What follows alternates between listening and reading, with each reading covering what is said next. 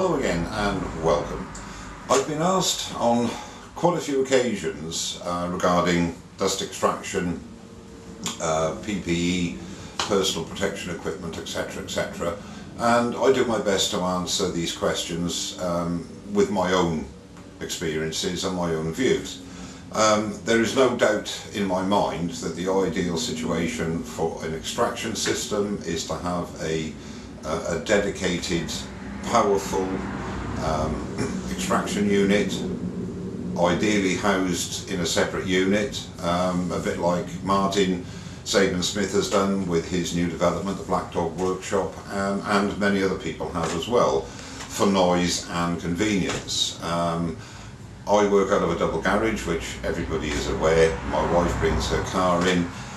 No excuse for not having ducting all around the outside, but to be quite honest, I just haven't got round to it. And as funds have become available over the last 4 or 5 years, I've sort of added things almost in a hodgepodge sort of manner. But for my needs, it works very well. It's not ideal, but it's more than adequate for me. So what I intend to do is to just show you the units that I've got, what they service, and possibly the most important thing is the personal protection equipment that you wear.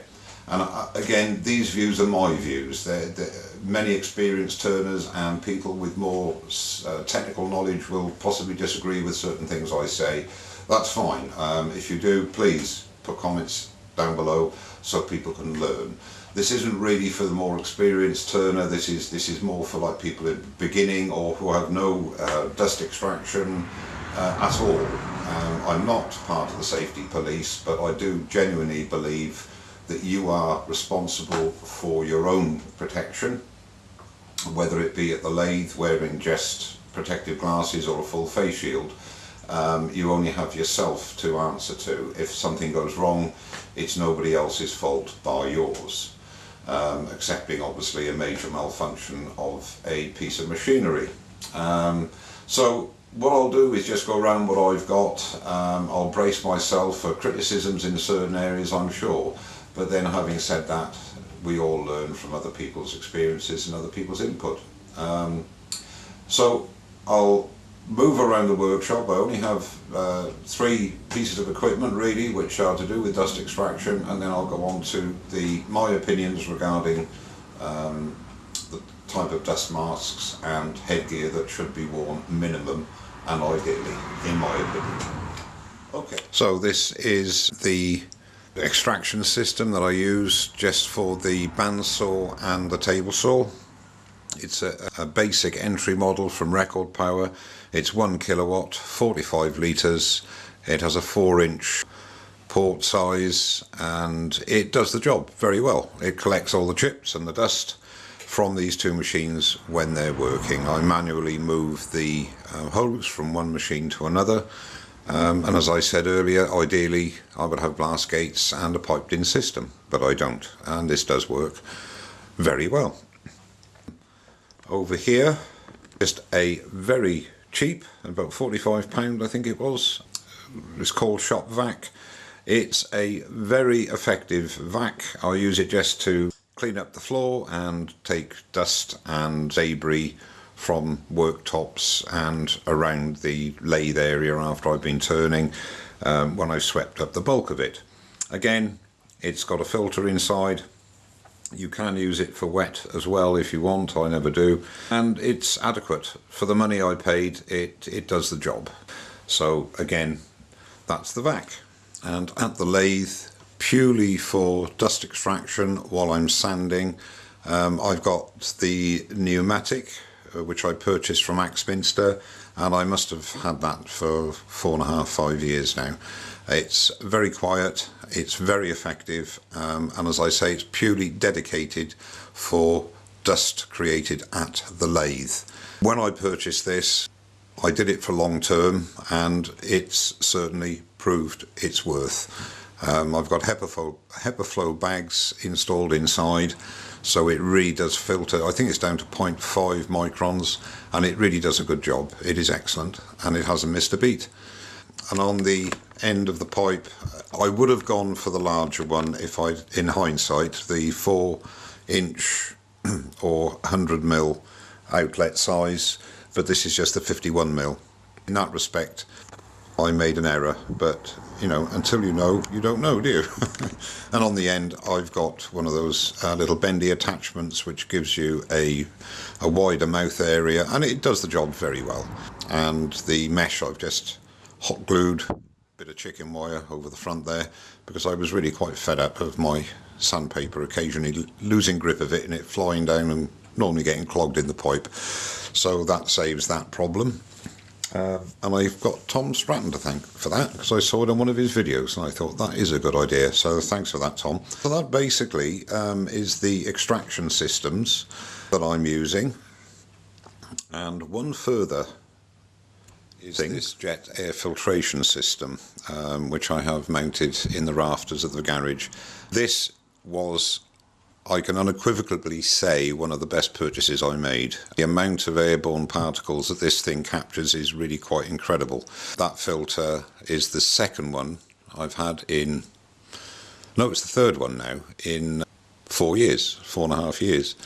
You can clean them, you can hoover them very gingerly, and that is a pre-filter, and there's another filter inside the casing. But it does a really, really good job. So, when at the lathe, again, I must stress, this is my opinion, the very, very minimum that you should wear is a pair of safety spectacles.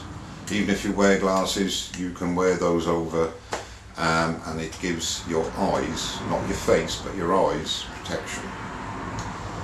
Now, when you're sanding, again, in my opinion, the very minimum that you should wear is a valved dust mask.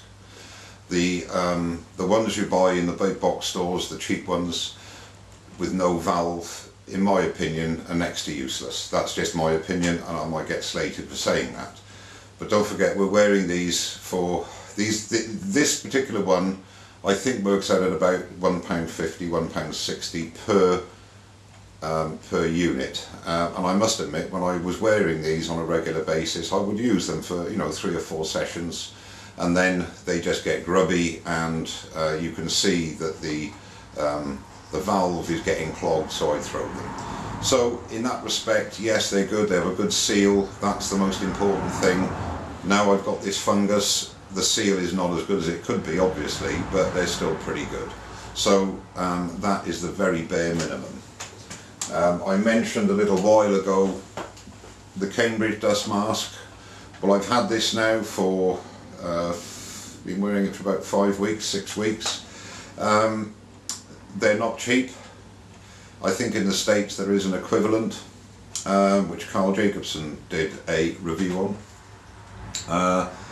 I find this absolutely superb, purely because it just hooks over your ears,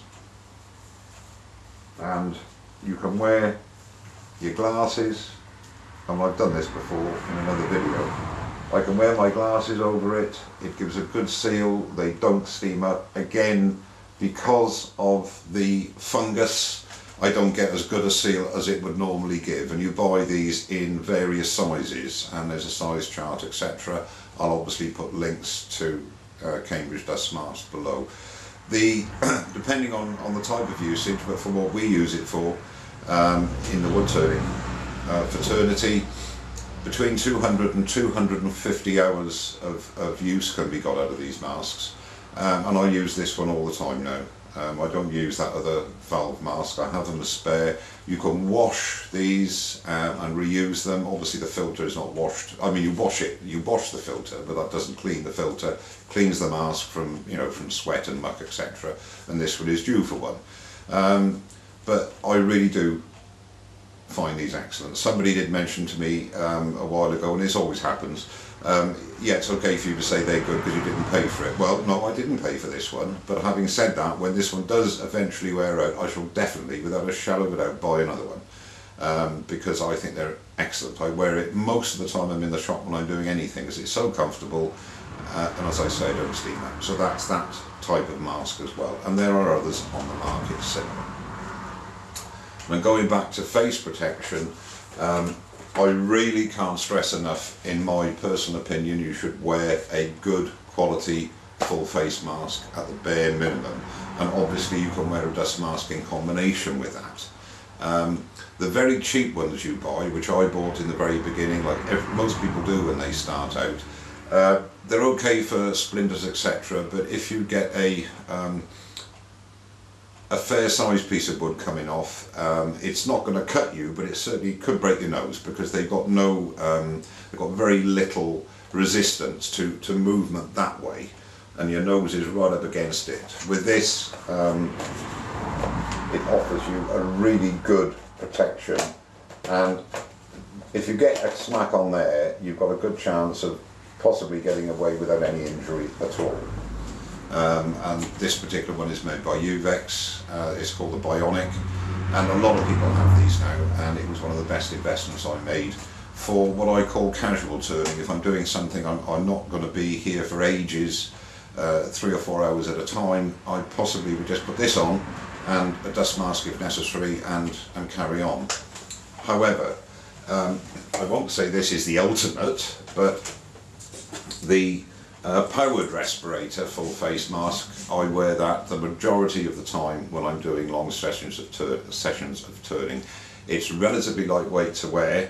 There are other manufacturers out there, obviously. I'm not here to compare one to the other. I've only had experience of this one.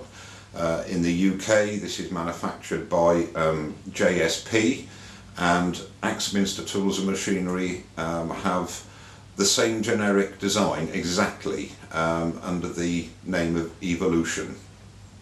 I can't talk about these highly enough. It has saved me a few times with things coming off the lathe.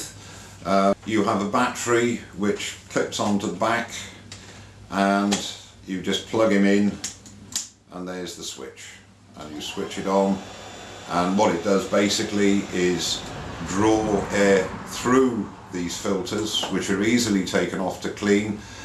You buy replacement filters for the inside. Again, I can't advise how long each filter lasts, the pre-filter.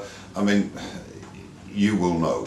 And then the main cartridge has a long life. Again, I can't say how long, because it depends on the individual usage, and you can replace all of those. So, and they're easily fitted on.